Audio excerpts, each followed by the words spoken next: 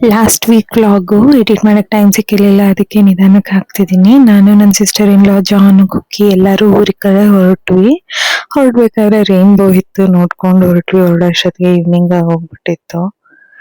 Next day morning ಪಟಾಣಿ ಜೊತೆ ಸ್ವಲ್ಪ ಆಟ ಆಡಿ ಆಮೇಲೆ ತೋಟಕ್ಕೆ ಹೋದ್ವಿ. ಅಡ್ಗೆ ಎಲ್ಲ ಮುಗಿಸ್ಕೊಂಡು ಅವನಂತೂ ಫುಲ್ಲು ಮರ ಗಿಡ ಎಲ್ಲ ನೋಡಿ ಫುಲ್ ಎಕ್ಸೈಟ್ಮೆಂಟ್ ಅಲ್ಲಿ ಕಿರ್ಚಾಡ್ತಿದ್ದ.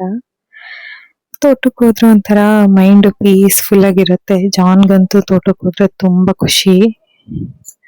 ಪುಟಾಣಿ ಜೊತೆ ಆಟ ಆಡಿಸ್ಕೊಂಡು ಎಳ್ನೀರ್ ತಗೋಬರಕ್ಕೆ ಅಂತ ಲೋಟಿ ತಗೊಂಡು ಹೋಗ್ತಾ ಇದ್ದಾರೆ.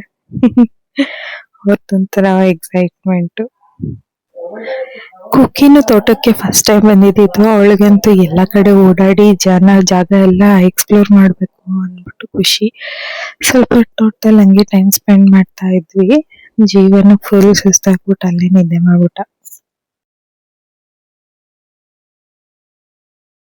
ರಿಟರ್ನ್ ಮನೆಗೆ ಹೋಗಿ ಈವ್ನಿಂಗು ಚರ್ಚ್ಗೆ ಹೋದ್ವಿ. ಚರ್ಚ್ ಪಾಪುಗೆ ಲೈಟ್ಸ್ ಎಲ್ಲ ತೋರ್ಸಕ್ಕೆ ಅಂತ ಕರ್ಕೊಂಡೋದ್ವಿ. ಅವನ್ಗಂತೂ ಲೈಟ್ಸ್ ನೋಡಿದ್ರೆ ಸಿಕ್ಕಾಪಟ್ಟೆ ಖುಷಿ, ಕಿರ್ಚಾಡಕ್ಕೆ ಶುರು ಮಾಡ್ಬಿಟ್ಟ ಲೈಟ್ಸ್ ನೋಡಿ ಎಕ್ಸೈಟ್ಮೆಂಟ್ಗೆ.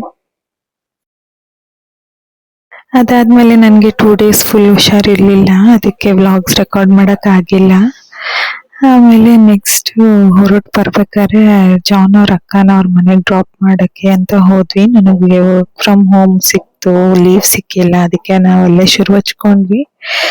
ಸ್ವಲ್ಪ ತಲೆ ಕುತ್ಕೊಂಡು ವರ್ಕ್ ಫ್ರಮ್ ಹೋಮ್ ಶುರು ಮಾಡಿದೆ. ನನಗೆ ಹುಷಾರಿಲ್ದಿದ್ದಕ್ಕೆ ನನಗೆ ವೆಜ್ಜು ತರಕಾರಿ ಸಾರು ಕೊಟ್ಟು, ಇವರು ಇಲ್ಲ ನಾನ್ ವೆಜ್ ಬ್ಯಾಟಿಂಗ್ ಮಾಡಿದ್ರು. ಅದಾದ್ಮೇಲೆ ಅವ್ರಿಗೆ ಬಾಯ್ ಹೇಳಿ ನಾವು ಮನೆಗ್ ಬಂದು ಸೇರಿದ್ವಿ.